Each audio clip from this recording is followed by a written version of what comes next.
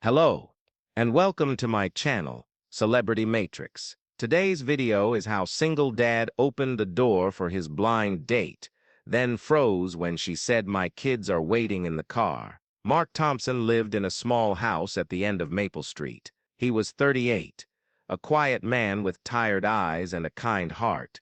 He worked as a mechanic and spent most of his time fixing cars or taking care of his two kids, Lily, who was 8, and Ben, who was 5.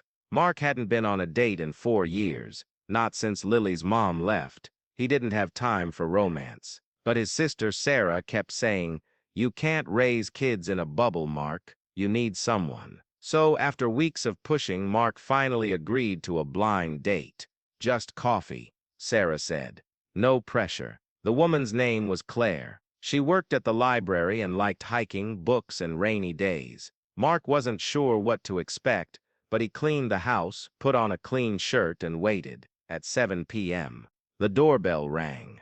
Mark opened the door and froze. Standing there was a woman with long brown hair and soft green eyes. She smiled, but something about her face felt familiar. Too familiar. "You must be Mark," she said.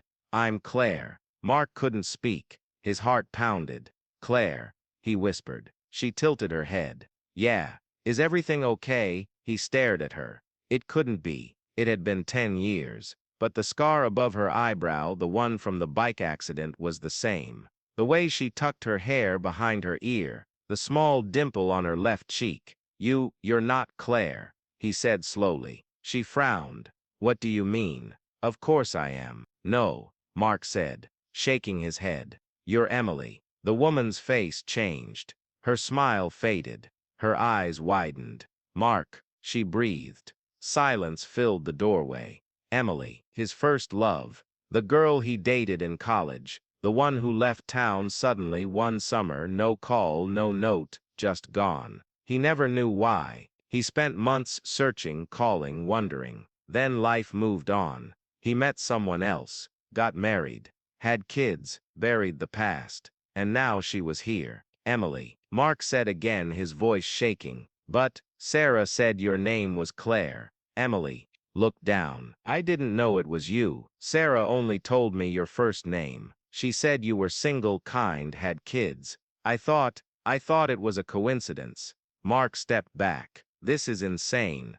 "I know," she whispered. "I didn't plan this." They stood there, staring at each other, 10 years of silence between them. Then Emily took a deep breath. "Mark, there's something I need to tell you." His stomach dropped.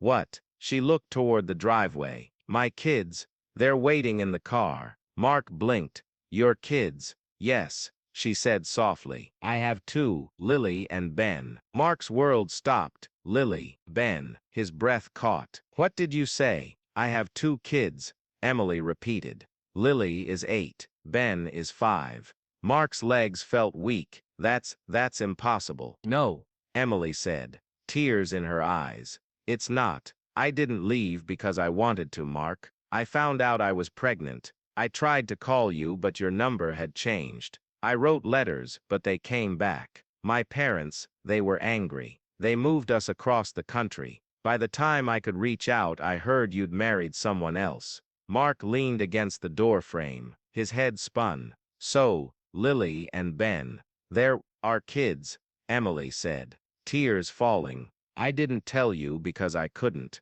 And when I came back to town, Sarah reached out. She didn't know we knew each other. When I said yes to the date, I didn't know it was you." Mark looked past her, toward the car parked at the curb. A little girl with curly hair sat in the back, reading a book. A little boy waved at a passing dog. His children, his and Emily's. All this time he thought they were his and Sarah's sister-in-law, who had passed away. But Sarah had lied. She said the mother died. She said Emily was gone forever. But she wasn't. She was here, and she was their mother. Mark stepped forward, then stopped. "Why didn't you tell me sooner?" "I wanted to," Emily said, "every day. But I was scared. I didn't know how you'd react. I didn't want to ruin your life." Mark looked at her, really looked. The girl he once loved, the woman who carried his children without him. He took a slow breath. "They're my kids, too." I know. she said, and I want you to know them, all of them, the real truth. Mark wiped his eyes. Can I meet them, as their dad, not just the man who raised them? Emily smiled through tears.